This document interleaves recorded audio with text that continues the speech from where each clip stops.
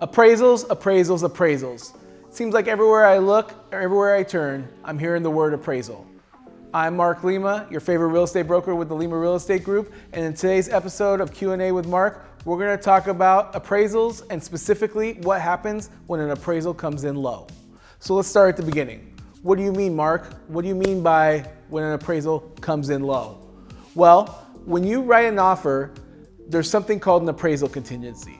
And if you haven't waived that contingency, what you have in place is a verbiage stating that you purchasing the home is dependent on an independent third-party appraiser valuing the home at the purchase price that you offered or higher. If it comes in lower, or if the appraisal comes in low, then what happens? Well, the answer to that is it's negotiable. Much like a lot of things in real estate, there is no black and white answer. One situation that could play out is that you as a seller say, hey, I don't care what the appraiser says, we agree at this price, either we move forward or we blow this deal up. And then the buyer can then decide if they want to move forward with that or not. Another option is for the seller to then lower the price of the purchase to what the appraiser came in at.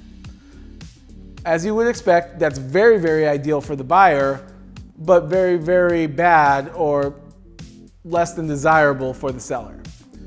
A third option is for the buyer and seller to meet in the middle and say, hey, okay, we were under contract here, appraisal came in here, I'm willing to negotiate and do it here.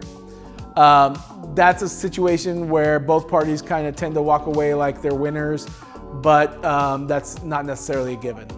Another option is for the seller to stay put and say we're not doing a thing, and the buyer to then decide if they want to move forward.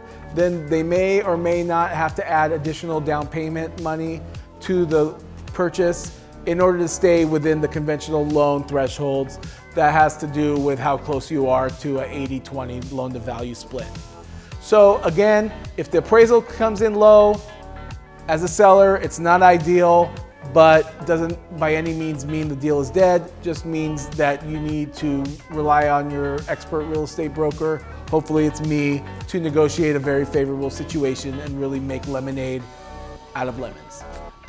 From a buyer's perspective, you're hoping that the seller says, hey, I'll come down to the appraised value, but in reality, in this hot market, the probability of that happening is probably not great.